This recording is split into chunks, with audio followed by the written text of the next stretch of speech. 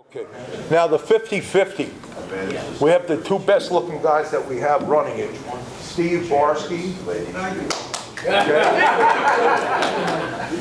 And Howard, I guess you're with him today. Yeah, he came from the bullpen. He's a new guy, so. Rob, excuse me, you going to borrow these? No, thank you. The 50-50's there, okay, and if you can participate, it's a way to offset the cost for breakfast. And I'm sure I've told you this before, the Food Navigator, I'm in the food industry, from 2020 to 2025, groceries across the board have gone up 25%. That was not in the menu. What? I'm sorry? No, we're not going to talk about that. Oh. Okay, Abe. He's there for me. He's an easy guy to work with. Okay, go ahead. Okay, Go so please start the breakfast. No, we What? can't do that. No. Oh, the opening ceremonies, pledge allegiance. Oh, yeah, we have to pledge the flag, and then Howard, can you come up for the motzi and hatikva? Yeah, hatikva first. Eli, can you come up and lead us with hatikva, please?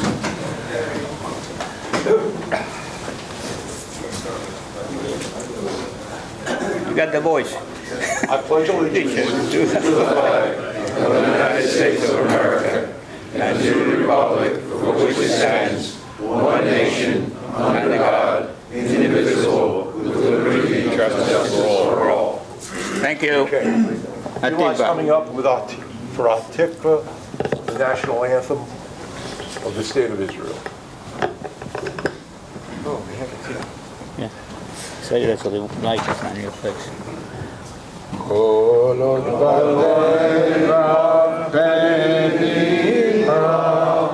Nefesh Yehudi Homiya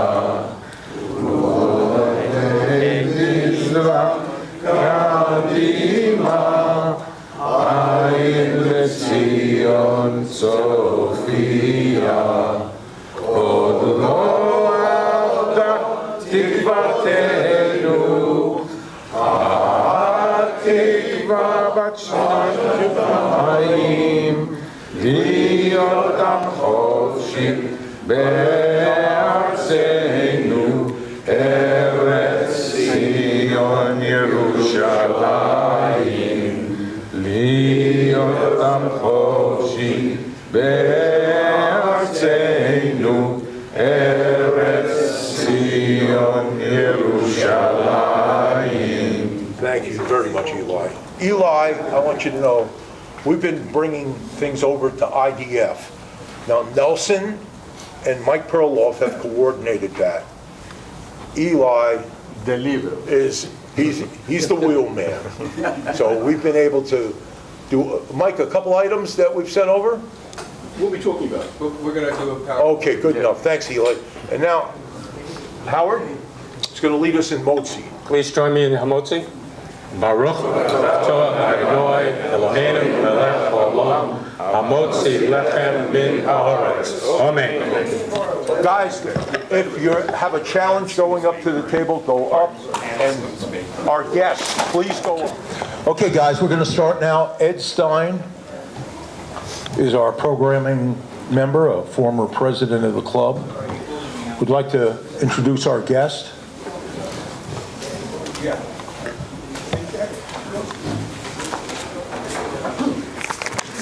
Good morning, everybody. Morning. As you probably know from the emails that you've been receiving, this morning we have Bob Babilino, a retired Secret Service agent who's served under a number of presidents, and I'm sure he's got a lot of stories to tell us. I didn't recognize him because he doesn't have his sunglasses on today or his earpiece, but I think it is Bob. So, Bob, would you want to come up and... Thank you. I think my next earpiece is going to be, you know what, at my age, so it won't be that. Thank you all. And I want to thank you for the invitation from Rob and from your organization to be here with you this morning. Can you hear in the back? How's that? Okay. And thank all of you for your organization, all that you do for our community. Kudos to you all, and learn more about your organization, and it's really good to hear of all the things that you do for the community. So kudos to you all. It's funny, when I was asked to speak to you, by the way, you said keep it under an hour. Don't worry, folks. It won't be an hour at all, and I would hope you'd have more questions than you would not be. I'm in trouble now that you knocked the light out, but hell with it.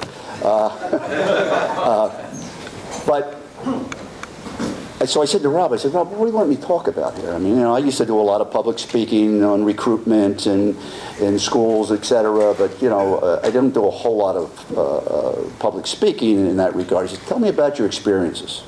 Where you've been, you're a local guy, in the area and so forth, where you grew up, and some of your experiences that may be of interest of people. So that's where we're going. So it's going to be a little biography and this is your life type of thing. So please bear with me. And we'll go through. But I am a local guy. I was born in Philadelphia. Grew up in Audubon, Haddon Heights, so very close to here. And certainly Cherry Hill at the time I grew up was Delaware Township, so it goes way back. And I enjoyed this area very much. And I was the first male in my whole family to go to college and graduate. We had a couple that started but dropped out. And it's funny, my junior year, I never thought about college. So, my family didn't push it too much and so forth. And back in those late '60s and middle '60s actually, and so a couple of my friends were going to school down south, and they said, Bob, you ought to look into it. And I thought I was a pretty good athlete, and I ran track in high school, and I had a pretty good ego. I thought I was pretty good. Except for my rival school, Haddon Heights, who had the best track athletes in all of Jersey, let alone South Jersey. And you ever get down to another area where you think you're pretty good? And I went down to the University of Tennessee when I first started there. I thought I had a part scholarship. And you start saying to the other guys, hey, what's your time? What did you run that in? Now, we all fudge a little bit, I couldn't fudge low enough. And I'm talking this guy. You ran it in that, you ran it in that, you ran it in that. I was like the 6th or 7th, and they only took 4 on the team. So it was like, wow, I'm not scholarship material here. So really what happened at that point was I transferred to a really nice school, Tennessee Tech University, that had, they recruited very heavily up here, basketball and other sports, and it was really a nice school, primarily an engineering school. And I was a pre-law major. We had about 6 from my high school and about 10 or so that had been there the year before. I really enjoyed my time down there. When I graduated, it was interesting. I had a pre-law degree, and it got to a point where no more teachers, no more books. I just had it, And my mother had told me early on, I remember my freshman year, she said, when you come home for Thanksgiving, this was back in 1964, there's something sitting on the kitchen table. It was my notice for my physical. And, 1964, you get a notice for a physical, and then the next thing you go when you get your physical, show up at the bus because you're going to Vietnam in a few weeks. So luckily, living in Camden County, fortunate for myself, our quota in this area was pretty high, a lot of volunteers. So they did give exemptions to college students at that time. Other Burlington County, Gloucester County weren't as fortunate. So I was very fortunate at that point. And then when I graduated in '68, the lottery God was really good to me. My number was 321. So I knew I was good at that point. So again, I lucked out. So I started my career. I didn't know what I wanted to do. I didn't want to go. I thought I wanted to go to law school. I didn't know what I was going to do. I'm modern in education. What are you going to do? And my brother was in law enforcement. He was started off as a patrolman and became a detective in Gloucester County, and He said to me, I work with a lot of feds. And he said, you may be interested, they pay well, and they're better than the local townships do, et cetera. He said, you may be interested in getting into federal law enforcement. He said, just don't get into narcotics. He said, it's really dangerous. Back in the late 60s, as well as today, it is still dangerous today. I mean, it's probably the most dangerous federal law enforcement organization, what they have to deal with. So I didn't know where to go. So I looked up and took a ride into Philadelphia, went down to 2nd and Chestnut Street. It's the Customs House, U.S. Customs House. And there on the board, and they had all these things, the FBI, the Secret Service, the U.S. Customs, Bureau of Alcohol and Tobacco, Firearms, etc. And I said, well, I don't want to be in the FBI. They all have butch haircuts. You got to wear a tie. And no, that's Hoover. I don't want that. So I just started going through. I really wanted to get into Customs and U.S. Customs and Border Protection, and they weren't hiring. So they said, why don't you try the Secret Service? Ooh, Secret Service, what are those guys? I don't know if I would do that. Well, to be honest with you, I had no particular political pull. I knew no one. Just went up and knocked on the door and said, would you like to hire me? Well, my attitude was, their attitude was, who are you, and don't worry about it, So I was very fortunate. I took the steps, and I was fortunate to be appointed. They are very selective. Sometimes they make mistakes. And you go through a rigorous background, background check, and you take the polygraph, and you take the drug test, you take an exam, a civil service exam, etc. And we're kind of proud. I mean, we used to always use this as a statistic, and trust me, it's not a true statistic. Harvard University's acceptance rate is 3% of applicants. The U.S. Secret Service is 1%. But trust me, that's just a statistic. I mean, we have a lot of guys in there that it's harder to get into Harvard than it is the Secret Service, but that percentage was always one that we used to use and kid around. So, I was fortunate. I went into the Secret Service, and most people only think of the service as, an organization that protects the president. That's what you see on the news.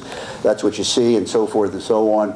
But I started as a criminal investigator, and I wanted to tell you a little bit something about the genealogy of the Secret Service. It's the oldest organized federal law enforcement organization in the country. Started in 1865. That right after the Civil War, and this I didn't know, a lot of people don't know, that every state in the Union had their own currency. New Jersey had its currency, Pennsylvania had its, Delaware had it, and not always did they recognize or accept currencies from the other states. Thus came counterfeiting. It was rampant. It was so easy to counterfeit because not only did they not know your currency, they certainly couldn't detect counterfeit. 1/3 of all the currency in the country at that time was counterfeit. So pretty heavy. So so the Secret Service was formed to do that. And that was pretty much the responsibility of the service up until the late 1800s to 1900 when they started protecting the president. Some of the genealogy of it from there became, after McKinley's assassination, that they made it permanent for Secret Service protection of the president. Up until the time primarily in 1968 with assassination of Bobby Kennedy, that presidential candidates now get Secret Service protection. That was the second fastest piece of legislation ever passed through Congress, right after his assassination. Anybody have an idea what am I right? Is that right? The quickest piece of legislation ever passed? Increase in salaries. That's a good one, but that would have affected all of it. Roosevelt with World War II, with the Declaration of War. That was the fastest speed. That probably took about 4 minutes, I guess. So that was the second. Ours was the second.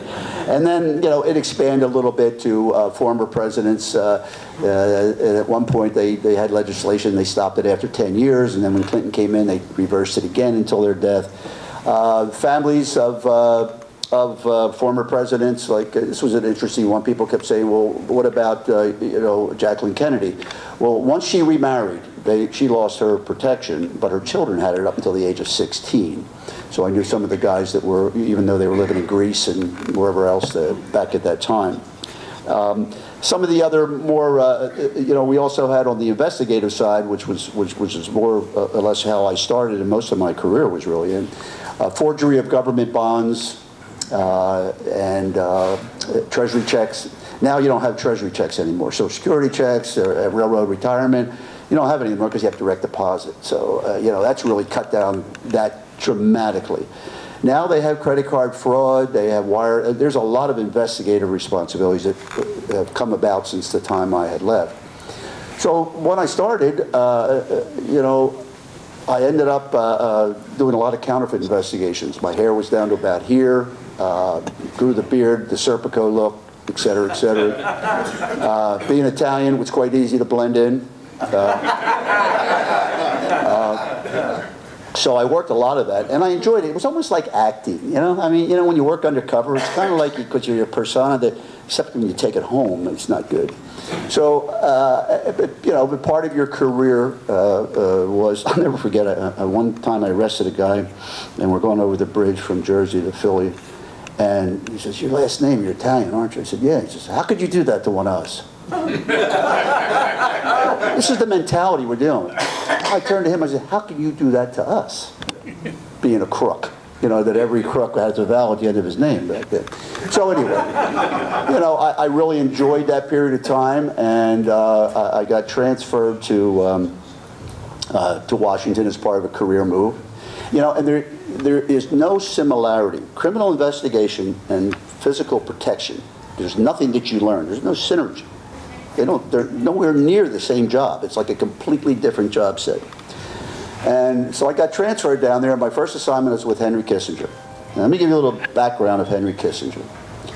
He, at the time, he was National Security Advisor. Back then, remember the Father Barragan case in Chicago where they were going to kidnap him, et cetera. Nixon put a 30-day executive order for Secret Service protection, and he kept extending it every 30 days. Well, now he becomes Secretary of State.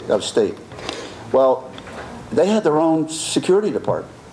They have their own people that do the State Department around the world. They have physical security for their directors and all. He didn't want them. He had a point where he trusted them, and that was pretty contentious back in those years. I mean, can you imagine that? It's like, what do you mean? We're not good enough? But he ended up doing that. We got along very well, and his wife Nancy and he at that point. What an interesting man. I worked for him for almost a year. Was never home.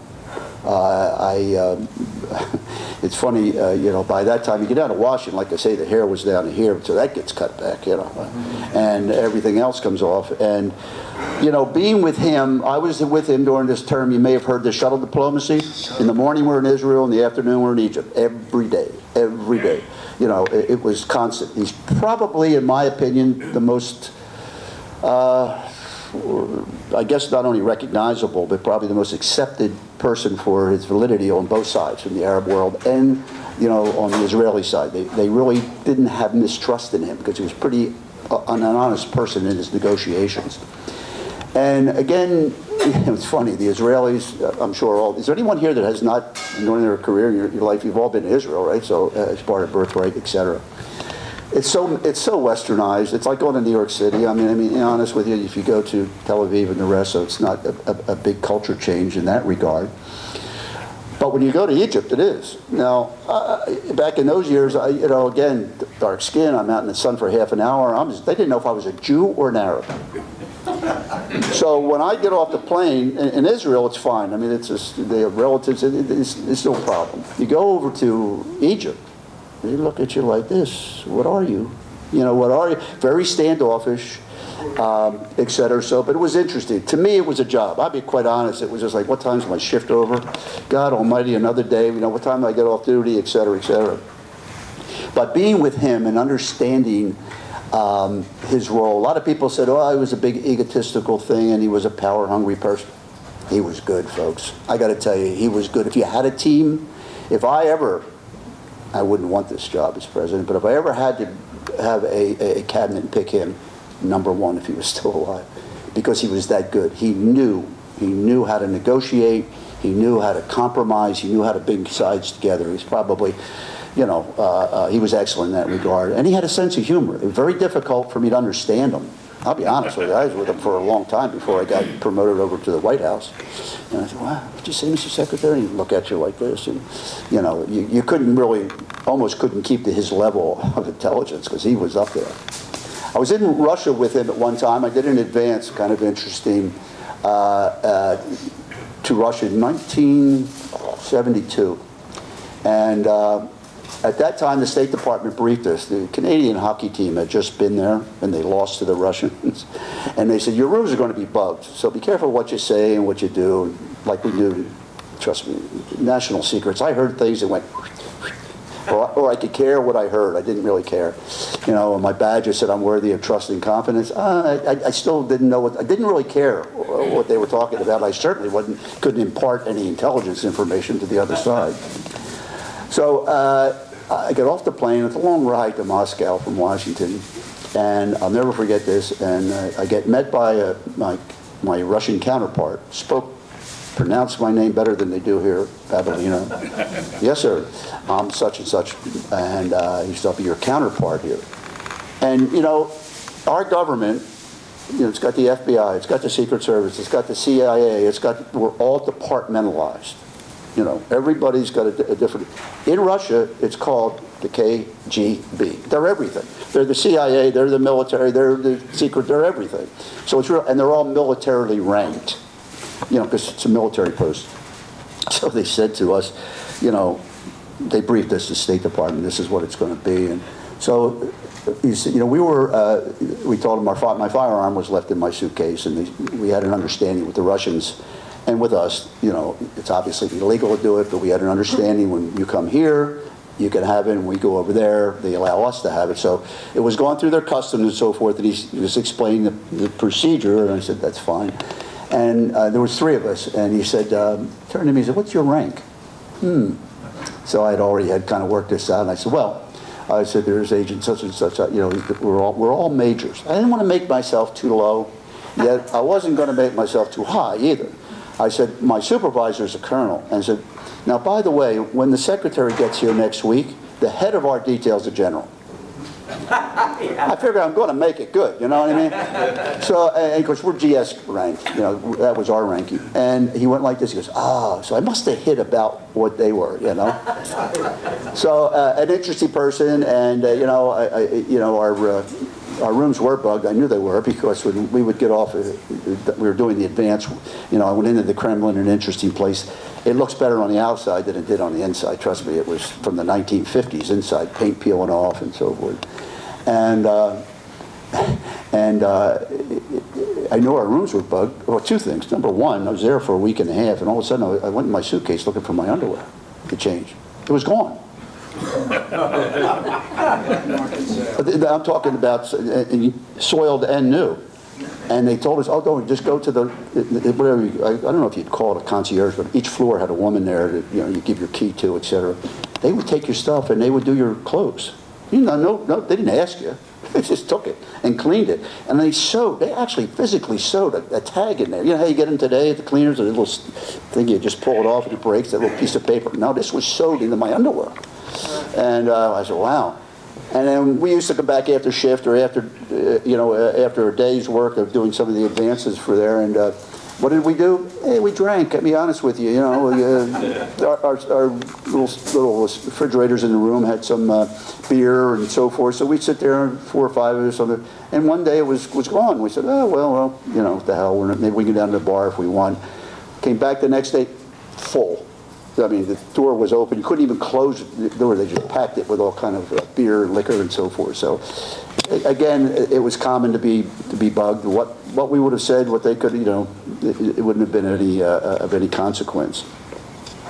The talks weren't going when. So this is kind of an interesting story. When I was there, he was talking. The purpose of Kissinger being there at that time was to arms limitations. Talking about that and so forth, and they weren't going too well. Now, he stayed at a government guest house. And we stayed in the Rossiya, which was the largest hotel in the world at that time. Huge place, I think, right in the center of Moscow. And so we went to go pick him up in the morning, and the Russian ambassador came, and and he's downstairs. It was cold. It was late October, and in Moscow it wasn't freezing, but it was cold. And he's there with the Russian hat and the top coat and so forth, and one of the people go upstairs, and Mr. Secretary, such and such is here. And I'm looking at him, he's got the shirt pulled out, he's walking around with no shoes, he's reading papers like this and so forth. I was going, what the hell are you doing? Come on, let's go. He waited about 15 minutes. This guy's sweating, coming down, and so forth. He comes down, and he goes, Mr. Ambassador, I had no idea you had been here this long. Why didn't you guys tell me he was here? You know, the idea was, hey, talks aren't going too good. I'm going to make you wait, buddy. I mean, I'm going to make you wait for it. I'm going to make you sweat a little bit. So that was the type of mantra that he had, an interesting man. My counterpart's a lot older. I mean, I was in my late 20s when I was doing a lot of this type of stuff. Not very good on family life, I got to tell you guys. I mean, I had been away 30, 40 days at a time before I'd come home. A lot of times on presidential candidates. In 1972 was the first one that I was on. And I was with McGovern, I was with Scoop Jackson, if you guys ever remember him, a very senior senator from Washington. Humphrey, I was with him for a little bit. We were on the road for 30 days, 7 days a week, 12 hours a day. Made a lot of overtime. So I bought my first home. And you'd come home, go back to your field office for 30 days. And when I came back to Philadelphia, unfortunately, it was the Pennsylvania primary. So hell, I was all over the state of Pennsylvania doing advances and so forth. Then I went away for 72 days, straight days. And you come home and you know, I wasn't a very good communicator. That's probably what led to my divorce, I guess, because it's just pretty true, because I'm very close to my ex now. But, you know, I kept everything in. I mean, you know, I just wasn't a good communicator. And you walk in and you know, being away for 72 days, a long time. What's that napkin? It should be on the other side of the table. She looked at me like, what the hell? You're telling me that this, you know, it was difficult. It's a difficult life, and you have to have a spouse, and you have to understand. You have to, you know, really communicate very well, understanding. All law enforcement, I think, there's a lot of other jobs that are that way. Don't get me wrong, it's not the only one. It's one that I had just been very used to. And if I had to do it over again, I think I would have done it certainly a different way, and so forth. And I got put on, I was very fortunate to be put on the White House detail. People say, well, how did you get that? Well, I like to say that it was really me and that I was really good, but you want to know the truth? I was a pretty damn good softball player.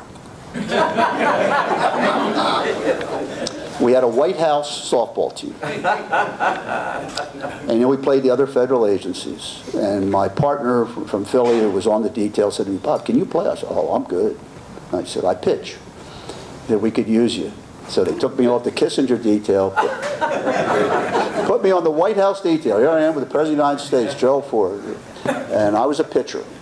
I didn't work a whole lot of midnights. I didn't do a whole lot of trips because we had a game that Saturday. But it was. I think that's the real reason, you know, rather than how good everyone thinks you really are. Because it is a real honor to be put on that detail. There was only that and the vice president detail, which is nothing wrong with being on that. And Gerald Ford was the president in office at the time. You know, Gerald Ford was just a kind, very nice man. Think of this. In Washington, D.C., a United States congressman isn't a big deal to be your neighbor. They really aren't. In fact, they're not that big of a deal to be your neighbor here. They're just regular people. A U.S. senator, best job in the world. If I ever had to pick a job, a United States senator, nobody knows what the hell they do. And unless if they keep their mouth shut, you're in for a long time. And, you know, he was a United States, then he, you know, was the, I guess he was a majority whip or minority whip when he was in there. He was known in Washington, but not a big public figure. He becomes vice president as a result of Agnew getting out of office. And in less than a year, he's president of the United States. He didn't have time to change his business card. I mean, he just went bing, bing, bing like that. So he wasn't really, I don't think he ever thought in his life that he never had aspirations of being president and so forth.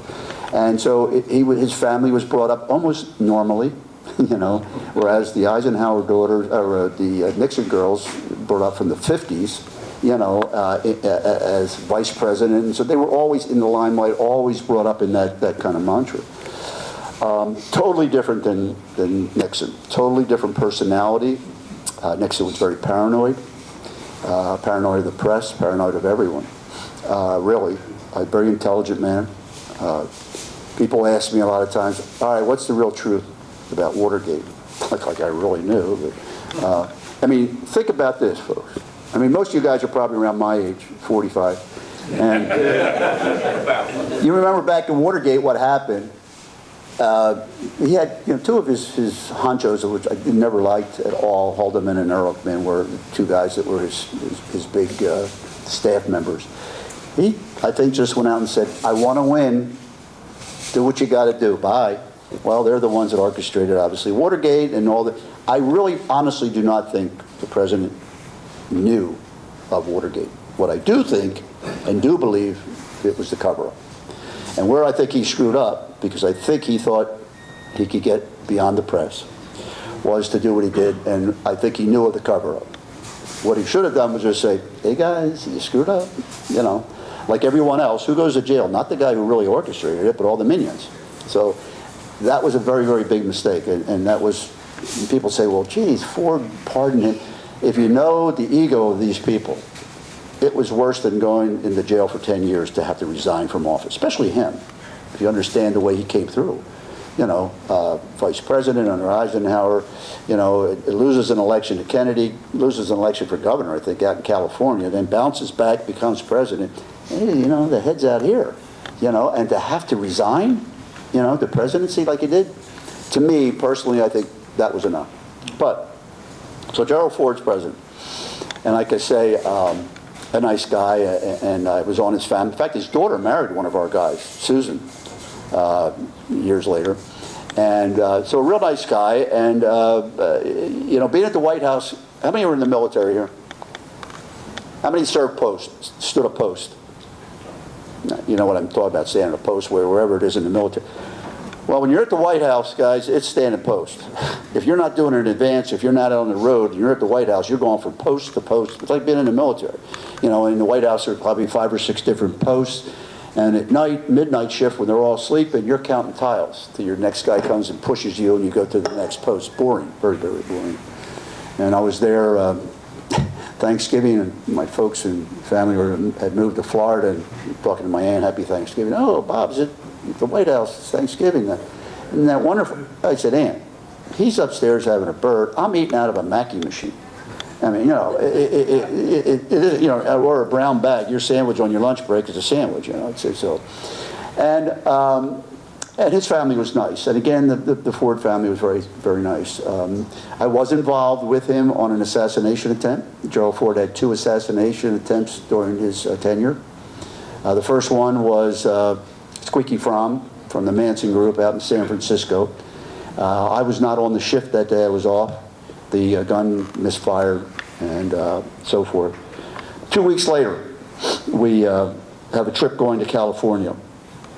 And he was going to stop. We went first to the LA area, and he had a reception at Malibu at the Pepperdine University. I don't know if you have ever visited that area out there. Beautiful, absolutely beautiful country out there. I don't think I'd ever been to California before that. And personally, I had an affinity for one particular actor. That was John Wayne. He was my hero. I saw every movie he ever made. And when I saw the guest list, by the way, I didn't even read these cards. I'm reading the guest. I said, oh my God, John Wayne is going to be there. I didn't care about this I didn't care about this actor, this one. John Wayne, I know every frickin'. I talked to all the guys on post. I do all the accent. So we get out there, and unbeknownst to me, I'm standing at a post. Let's say where the kitchen is back there is where the reception is, and it's enclosed. And I'm standing here looking out this way, and I'm overlooking a cliff, and down there is tennis court. It's just absolutely beautiful. The sunset. I get this tap on my shoulder, and turn around, it's John Wayne. And he goes, well, how you doing, Bob? And in my earpiece, I hear, go ahead, big guy, talk like it, go ahead,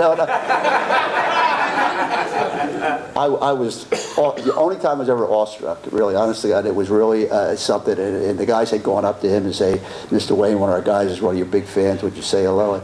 And God, they busted my chops for days and days. And so later on, the next day, we chop her up to San Francisco, and St. Francis Hotel. Not that I remember the date of September 22nd, 1975. St. Francis Hotel. He's giving a speech. It was a breakfast or lunch, a lunch speech, and you know, he wasn't going to what we call work the crowd. He wasn't going to go out and shake hands and see the public. It was an invited guest list and so forth. And came out of the hotel and. They just asked him, said, Mr. President, are you going to go out and work the crowd? He says, no, I'll just get in the car. We're getting back on Air Force One, shooting back to D.C. And as he was coming out, and he waved, and the street in front of the St. Francis Hotel, I don't know if any of you are familiar with that hotel out there, a very historic hotel. It's about the width of Broad Street in Philly, the street, you know. On the other side, at that time, we didn't have a lot of stanchions, and they didn't have horses and so forth. They had some people, some police over there watching the crowd so they wouldn't come across the street. On his side of the street, there was no one, and on the ends of the hotel, there were people like this, people on the windows and so forth. Well, anyway, you know, I see him wave, and when he waves, my job was to be in the follow-up car, right in the back of it, and I hear the pop. And I turn like this, and as I'm turning before I get to him, I see the puff of smoke over there, so I knew it was a gunshot. Had no idea it was a woman, Sarah Jane Moore. See a lot of commotion going on over there. I look down, he's down. I'm about from here to these gentlemen over here from him. And I didn't know if he was hit or if he was shot or what. All I know is he's down. My job was, I jumped in the follow-up car about where the table here, and my job was to have the automatic weapon. Back then we used the Uzi, the Israeli Uzi. Now, if you're not familiar with that particular weapon, it's an automatic weapon, no bigger than this. If you push the clip the right way and just pull the trigger, I could probably get 60 rounds out in about 3 seconds. Wow. Very, very effective. I don't think they use that anymore. I'm not sure what their yes, sir? I used it. I'm Israeli. You know what I'm talking about. Oh, I'm not sure if our people use that today, but very, very, and when I learned how to use it, if you go to the range, we had to qualify once a month, and when you fire it, if you don't hold it, it tends to rise up. So you got to hold it down. But other than that, when people say, well, how do you aim? I go like this, listen, 95% of all shootings are 7.5 yards. They're no further than where Mr. Barsky's sitting. You just go like this, bang, bang, bang, bang, bang, bang, you'll hit him. I mean, you don't have to go like, you know, the Lone Ranger. And with those guns, you just lift them up and spray. You're not going to miss. Well, here I am with this weapon in my hand. A lot of commotion going on over here, and they threw him in the back seat of the car. And I'm thinking, there's a lot of people didn't know what happened, really. And people in the building over here, they're waving. I'm going, oh, God, don't panic, don't panic. I mean, if you just panic or don't think, that figure goes, you're killing somebody. So it's comical now, but as we were leaving, one of the problems was the lead car was a San Francisco police officer. He was the lead car. He got out of his car and went over across the street to help what was going on. We couldn't get out. We were blocked in. You know, that was a mistake we learned later on how to correct certain things. And I hear them get on the radio, and they said, call the director, call this one, call that one, tell them we had a routine assassination attempt. And in the background, you hear this. It's getting to be routine, isn't it? That was Ford. That was Ford. So as we're taking off, going back to the airport, it was the worst ride of my life. If you've been to San Francisco, you know, they're not I-95 streets. Boom, boom, boom, like this is the streets. We're going through the streets, the city of San Francisco, and there's crowds along the. They had no idea what was going on. The cars are going, and the people are going like this. You know, they didn't know. They're waving. I'm holding this gun, trying on the running board, hey, guys, hold me, don't let me go. And there's people going by, and the worst thing about it were the sidecars, the motorcycles. The sirens were blasting, and you know you couldn't hear.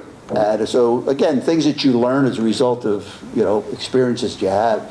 Got back to the airport. I did not have the buckle on me, and we took off. it was like Armageddon. I think there was a lot of, obviously, everybody was whatever. And again, it was an example, not the man, it was the office that he held.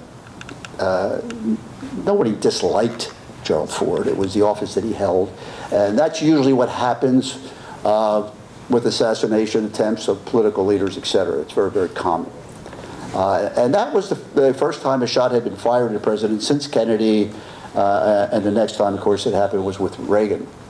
So that was kind of interesting. And when I left the White House, one of the comments I want to make to you is that Gerald Ford had a good personality. Former football player, was a little bit taller than me, big man. And on his official calendar, it had Bob Babilino 5 minutes, photo op, because I was leaving the White House, going back to Philly.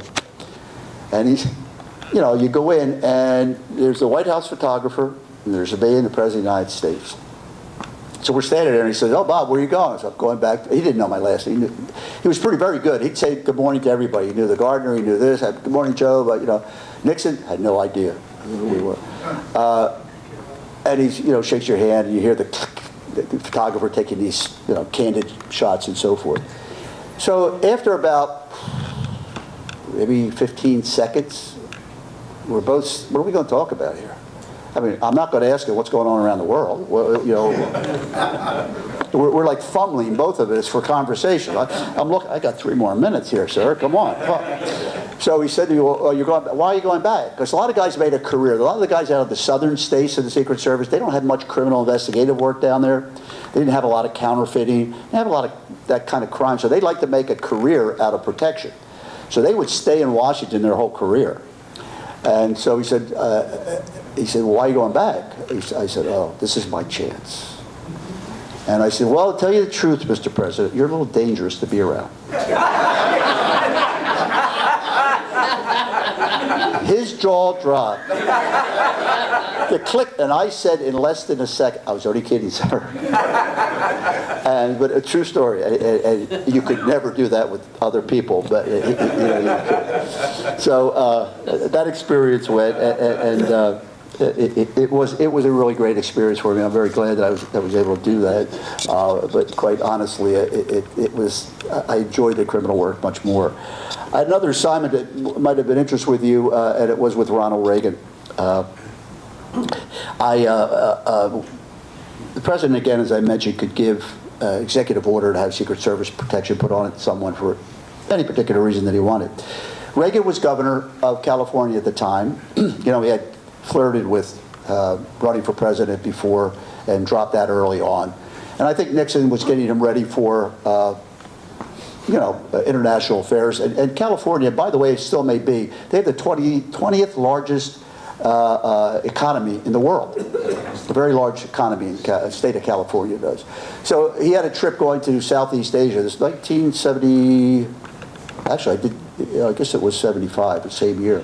The war in Vietnam was going down, was almost kind of over at the point. So I forget, we were leaving Singapore going to Korea, and he comes back in the plane. There was 4 of us with him. And he says, "Guys," they had the jumpsuit on, you ever see the gas station guys with the zipper all the way up the front? That was how he was relaxing. I had this coat and tie on, sweating my ass off in the car, in the plane.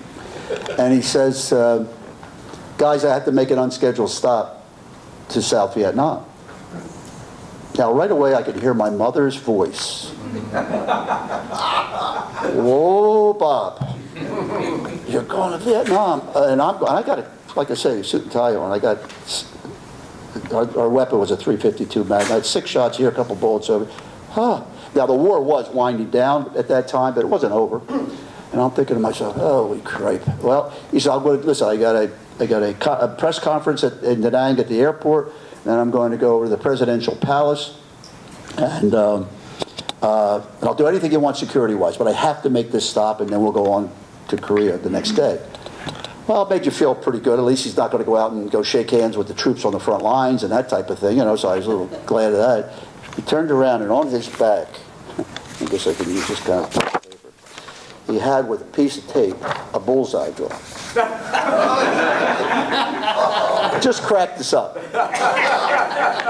Again, a personality. It was really, forget about politics and what you may think of him, but he was really a kind of nice guy to be around. You know, he really was.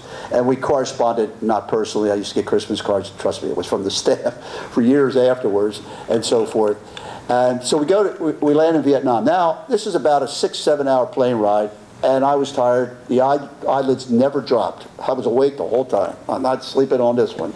So we land, and of course I'm looking out the window, you know, and there was some press at the end. We pull up, and he gets down at the end of the stairway, and he's shaking hands and talking to General, whoever he was talking to. I get out, and I see this sergeant over there carrying this big weapon. And I said, "Sarge," he says, "any action around here lately?" He goes, "Oh, I can get you, girl." She's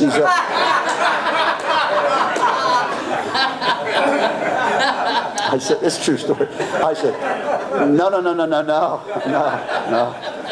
I not that kind of action. And he goes, I said, "You know, military." He goes, "Oh yeah, they lobbed some rocket over the other runway over there last week." I said, "Where?"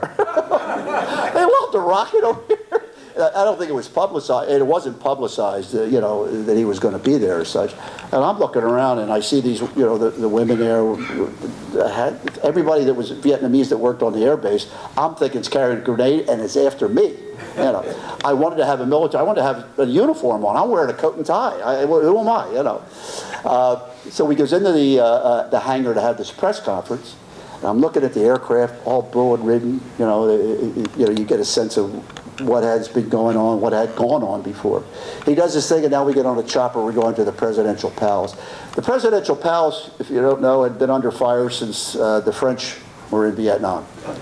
And you know, it looked like you took a machine gun for about a half an hour and did nothing but spray it along the wall. There's so many bullet holes and chips and everything else around it.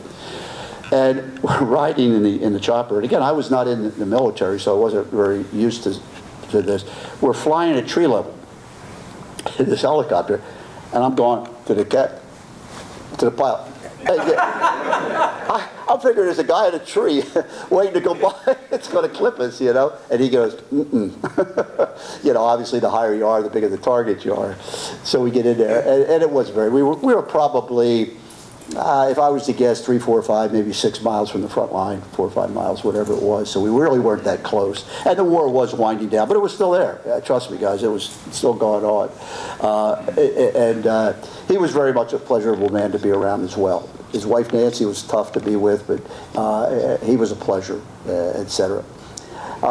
Some other experiences, you know, I've been very fortunate. I've been with kings and queens. Oh, by the way, the last time I did see John Wayne, the Queen of England was in Philadelphia, and I was assigned to her. She was touring I guess it was I don't know if it was the art exhibit, the art academy, or whatever, one of the places in Philadelphia. Oh, the art museum. And she's walking down, and John Wayne was kind of in a line. The last movie, anybody know the last movie he ever made? The Shootist. You got it, The Shootist. And he looked like he was going the next day. He really looked bad, and he had a nurse with him.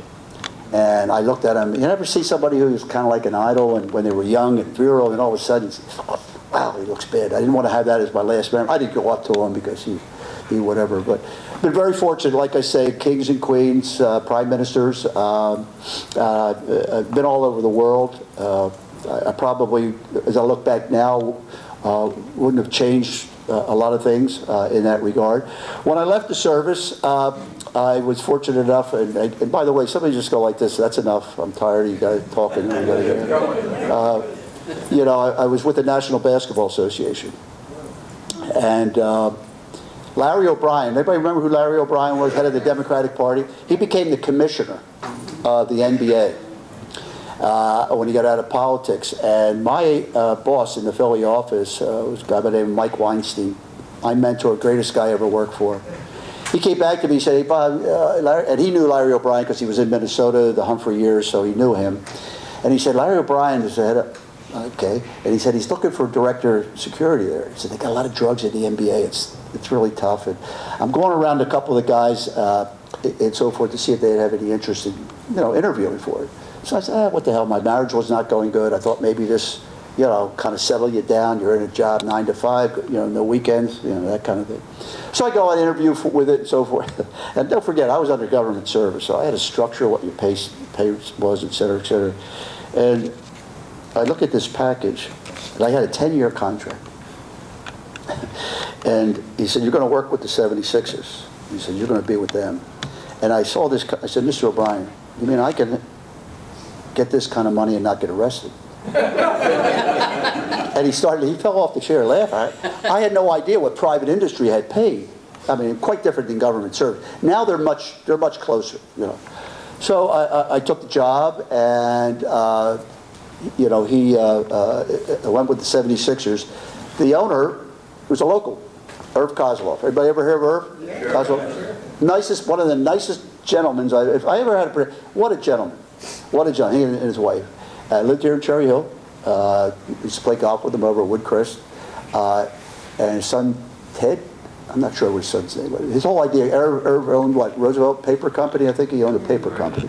Nicest man, just a gentleman. And he was selling the team to Fitz Dixon, who ended up, you know, purchasing the team. And so there's a real connection with it. And that's the years where we got Dr. J. Remember when Dr. J came to Philly, the ABA and NBA. What an interesting time how basketball was evolving, and compared to what you see today, et cetera. And even with Kobe Bryant's father, Joe Bryant, was on our team. Remember Jelly Bean Giant with the LaSalle?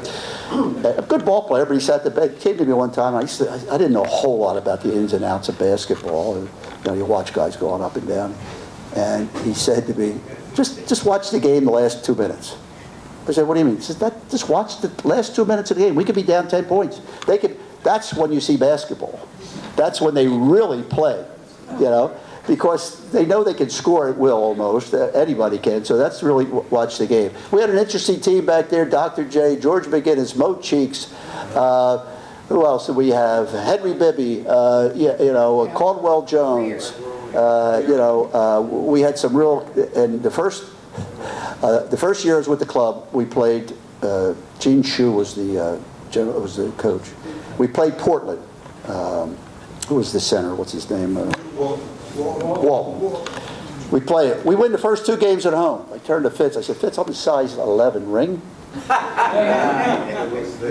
Lost the next 4. 4 in a row. Disaster. And it wasn't like, you know, when Harvard used to play Yale, it wasn't like maybe the best team won, maybe the better team won. And that's the way it really was. We were a better team, but they played better and deserved it. Had a career there with them. I got fired about 6 years into my contract when the new owner came in, Katz. He bought the team, changed everything around. And I say that a little bit with pride because I got paid off for 4 years of my contract. So I really, you you like to say, oh, I didn't get fired, I left on my own. No, I got fired. I mean, he brought everybody in, and you know, they brought the new people in, and that was okay. I ended up working for head of security at Cigna, the insurance company. At that time, Cigna, based in Philadelphia. Anybody ever know how they came up with the name Cigna? INA and Connecticut General, CG and INA. Somebody just put the letters together and came up with Cigna. 60,000 employees around the world. Huge company. I left there. And I'm thankful to them. I get a pension from them, so I'm very thankful to that insurance company. Because they sold off a lot of their property casualty insurance. They became much smaller, leaner. They're almost like a healthcare company now, more than their property casualty is away and their auto is away, so much leaner and so forth. So I thought I was about ready to retire, and a friend of mine said, you ever hear of this company called Kroll Advisory Solutions? And they're a very, very worldwide known company.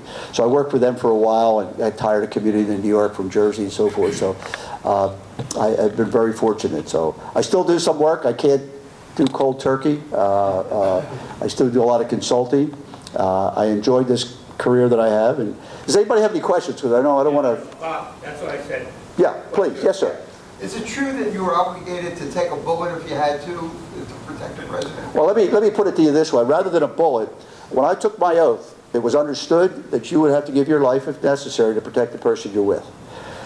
And I used to think of that, and goes, okay, Mom is talking to me again in the ear.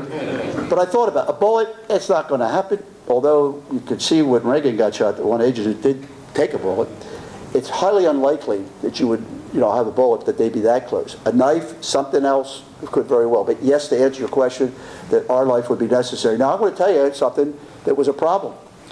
When the UN started coming in, we had protection of all foreign heads of state. And anyone that came from Israel would get, it didn't have to be a head of state. I was with Abi Eben, remember that name? I was with Abi Eben for weeks. And he was on a huge, big man, I don't know if you ever, big man, and he was on a big Israeli bond drive.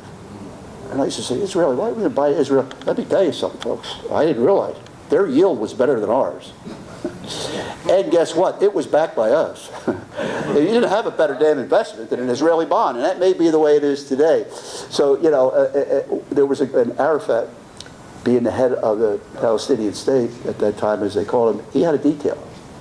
A lot of the guys were like, I don't want to be on this one. And we had some Jewish people, and you can understand that. Hey, first of all, it isn't so much that they're a target, which they are. I mean, if you don't want to be there for that job, then you shouldn't be on the job. But this was quite a different thing, and we did exchange people so that they didn't, for a religious purpose. Yes, sir. Stuart? Going back to how you started out, what is the official policy from Secret Service and other agencies on protecting adult children? You protect for president, not for vice president, for presidents of the United States up until the age of 16.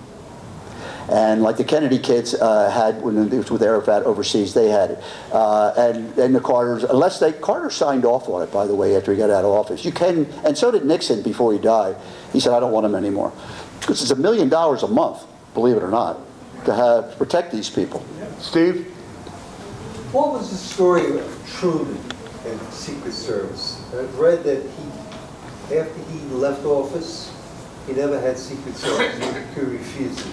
No, that wasn't true. Now, Bess Truman, they used to say his daughter, that it was the Secret Service because his daughter never to marry. Well, if you ever saw a picture of his daughter. But Bess Truman had after he had his wife, same thing with Christmas, Roosevelt, and when they used to go out and Eleanor, they used to go out and check the guys that had them. And Truman, I'm going to go back to Truman. Out in Kent, they got their master's degrees because it was like they're in the house as long as there's a wellness check. Those guys were on there. They just went to school, college, and got their degrees. Got higher degrees because it was really boring. They never traveled. If they didn't take the newspaper off the porch, you had to go knock on the door and make sure they were okay. And same thing with Eisenhower. With Eisenhower, Bess Truman, but with Eisenhower, they had it until they died. But he did not sign off on it. Why is it called the Secret Service? Everybody knows it exists. Good point. Good point. I really don't know the derivation of the name, to be quite honest. Just one more question, guys. One more. Former presidents are protected for life, correct? Now they're back again to life, yes. What happens if a former president is sent to jail? I don't know if what are you having, a prayer session after this or what? Obviously uncharted waters. And I heard yesterday there is a congressman, I guess he's a Democrat, who is trying to put in legislation that they would lose protection. At this point, if it happened tomorrow, he gets protection. Or she. How would it work? Well, again, uncharted waters. But I don't think that we would go into cell with them. And I'm sure, you think about it, I'm sure they're planning contingency if it does happen. Whether it's a day, whether it's 2 days, whether it's a year, whatever it may be. But it's uncharted waters. But technically, yeah, they get protection. Any others? First, Bob, thank you so much. We're going to have you pick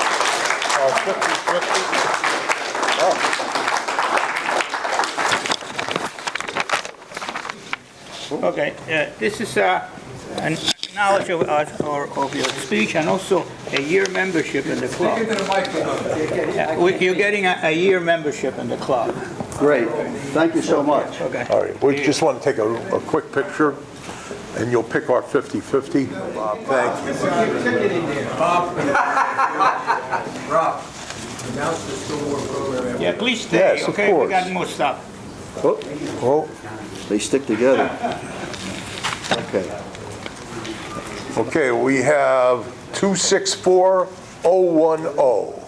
264010. You're not too smart, you can pick your own. You know, without my glasses, I can't even read them. We have a winner. Oh, there we go. Okay, Doc. Steve, take care of this? You got it? You got it. Was that? Yeah. I know. Steve's coming up. Hold on. Well, it takes him such a long time. Oh, I'm sorry, Nelson. We'll try to throw it in, okay? Okay, we got Thanks. $62. Oh, you're quite welcome. We're going to give it back to the club. All right. It's an honor of birth. Okay, Herb is Honor giving it back to the club. Thank you very much. You're welcome.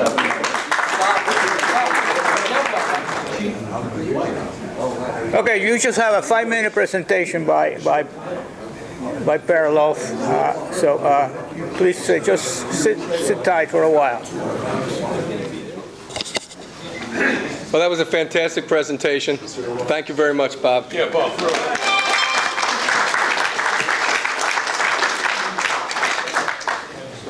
It's in my car, by the way. Okay, if you recall, at the last meeting, we raised some funds to be able to do an emergency purchase for IDF troops. How would you like to see what we purchased being distributed and have troops thank us for what you sent? Yeah. Would you like that? Yes. Just so happens. Okay, and I have with me Nelson Mellitz, who actually was representing for this, the group that we cooperated with to do this, which is the Jewish War Vets, and Eli, who actually took the things we purchased and carried them to Israel and gave them to the people at the distribution center. Thank you, guys.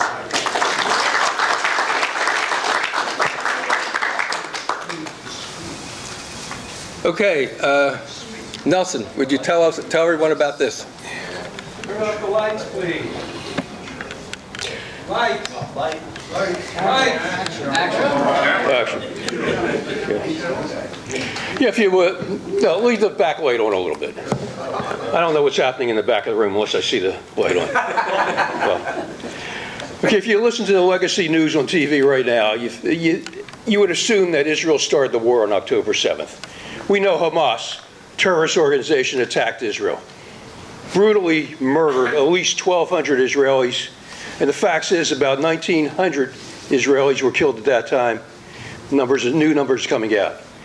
19,000 Israelis have either been killed or wounded since the war on October 7th, and that number is going up.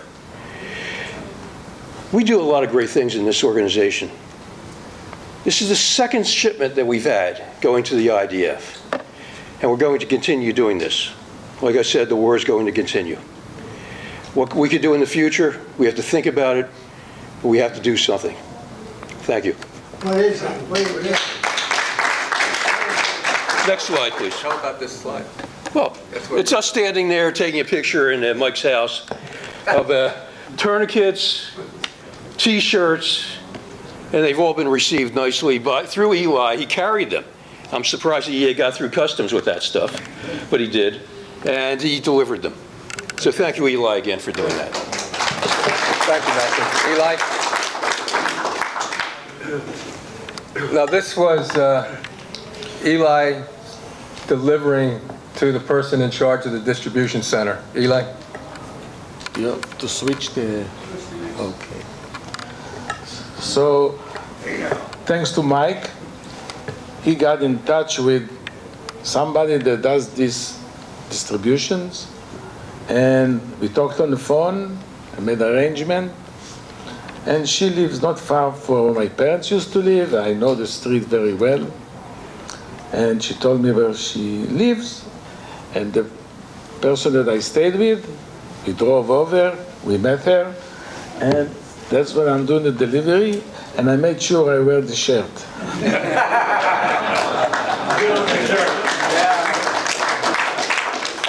She is a very nice lady, and she took the suitcase the next day, and the soldier came and picked up what they want, and they gave a message to the group to tell them thank you for what you guys doing for us. It was amazing, very touchy. Thank you, תודה רבה על התרומה, זה עוזר לנו מאוד, ונותן לנו כוח, מאוד תודה לכם.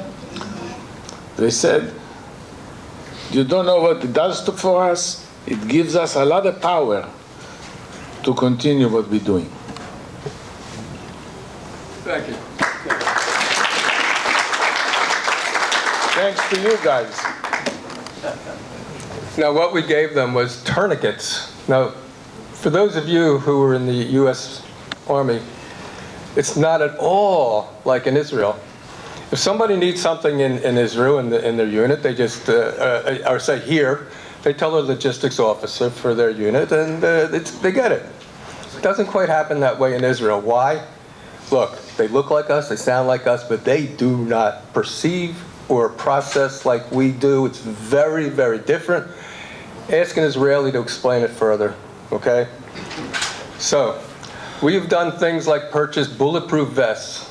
We didn't actually do the purchase, we raised the money. They upgraded. Why? Because in Israel, the newest people get the vests, the updated ones. The people who've been around for years have to wait until everybody else gets it. So we were able to supply at one point, I think this was in 2018, 15 or so bulletproof vests, and Nelson and I were actually at the place where they were presented. So we knew the money was good and done the right way. Today we did this. A few months ago we actually did insulated underwear. You'd say, insulated underwear, what's that? Well, when you're a soldier outside, and you're outside for weeks, and it's cold, you appreciate insulated underwear. So that was a different thing. And this one was incredible. Tourniquets. You say, yeah, tourniquets? Of course they're going to have tourniquets. They get one. And if something happens to it, they have to wait and wait and wait. We were able to supply quite a lot of them. You, with your donations. Okay? Thank you. Oh, one last thing.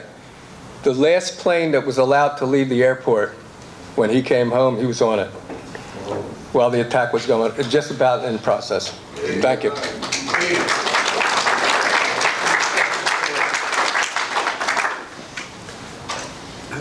Okay, now you can see these guys are holding a sign, right? You can't read it from there. It's a little hard to read, but it says, can you see that? South Jersey Men's Club. Yeah. You can see it. It says Mike Perloff, spelling my name wrong, and Eli, South Jersey Men's Club, T-shirts, and something else I can't really read. I can't read it. No. Now, here's an update for you.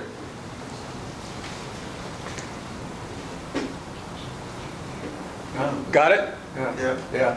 Okay. Here's the response.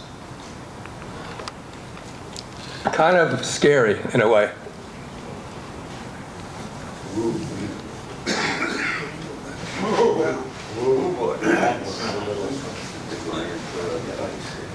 Now, the way we worked it out was, you may know of other groups that are purchasing things for people in Israel. Usually they come from a list. Fortunately, with our connections, there were 2 or 3 times we were going to make a purchase. I called, oh, we just got that, honestly. So the response that I got about what to get was, ask me first. So right now, they need nothing for us to send. When they do need something, we'll let you know. We'll hopefully raise some funds. We do our best to buy it at the best price and find somebody like Eli who's willing to transport it there because they're going anyway. Otherwise, we can spend $150 or more just on transportation shipping. So if people are going to go to Israel, let us know, and we can ask you to handle it for us and save the shipping price. And that, gentlemen, you should be proud of. Thank you.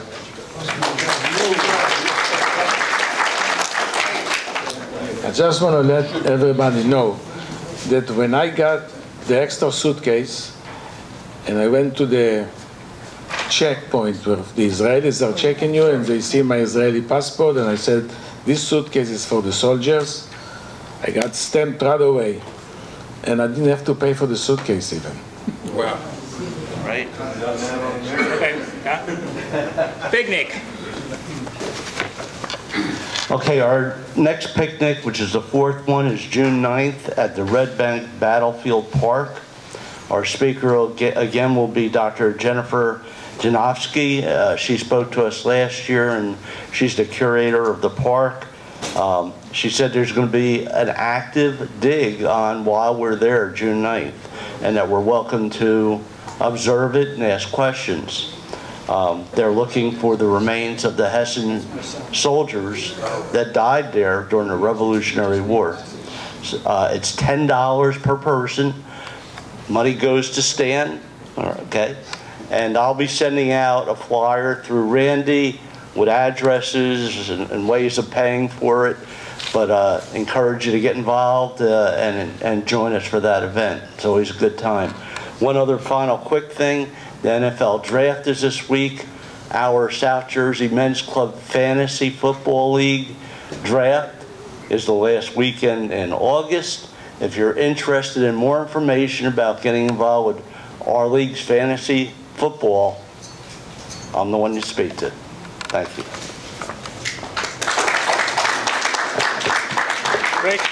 Rich is going to talk us about yellow candles. Good morning. I just want everyone to remember that the important Holocaust remembrance this year is on Sunday, May 5th. It's going to be at Bethel. And we'll get speakers and all the programming that's going on. And we're going to be giving out our yellow candles. Again, these are the yellow Yortzeit candles that's supplied by the Federation of Jewish Men's Club. We've been giving out candles. We've given out thousands of candles through the years. And all the money that we collect goes to the Goodwin Holocaust Education Center. So it's a very important project, especially this year. We are still accepting donations for candle cases. There's 48 candles to a case. A case right now is $78. You can buy a case, half case, quarter case, whatever you'd like to send. Anything can be sent to Stan. And again, all the money, we pay for the candles. The Men's Club pays for the candles. Any money that we collect goes straight to the Holocaust Education Committee. So again, it's Sunday, May 5th. The program starts at 7. I'd like guys to come out by about 5:30 so we can start getting things together, candles together, so we can hand them out. And again, it's yellow Yortzeit candles. Any questions? Thank you. If you recall, at our last meeting, we had a woman, Rhonda, and she came to talk about bookmates. And we also had a fellow, Larry Abrams, who came from Book Smiles. Now there's a sheet. They would like us to come on a Sunday, a Tuesday, or a Thursday to work in their warehouse. There's nothing over 20 pounds. All we do is sort books. So there's a sign-up sheet. There's several of them. If you show me the time and day of your preference, I'd appreciate that. And just put your first and last name. And we're going to try to put something together in July. And we need at least 10 guys to go to work for 2 hours. It's in Pensauken. Okay? Can we bring our wives? Yes. Yes, absolutely. Not everybody, but you're okay. Okay, guys, thank you very much for attending. Next month we'll see you the last Sunday. We're going to have a meeting of the investment club right after this. Can I just add something for the Federation of Jewish Men's Club? If anybody went to the International Convention this past year in Philadelphia, you know how good it was. Every other year they have a convention. The next one will be in 2025 in Chicago. The Federation, if you check your email, you probably got it. They're starting a payment plan. So for about $100 a month, if you start paying now, you'll be all paid up by the time convention comes in July 2025. It's a great idea. I already signed up, recommended that you do the same. All right, thanks, Guy. That's it. That's it.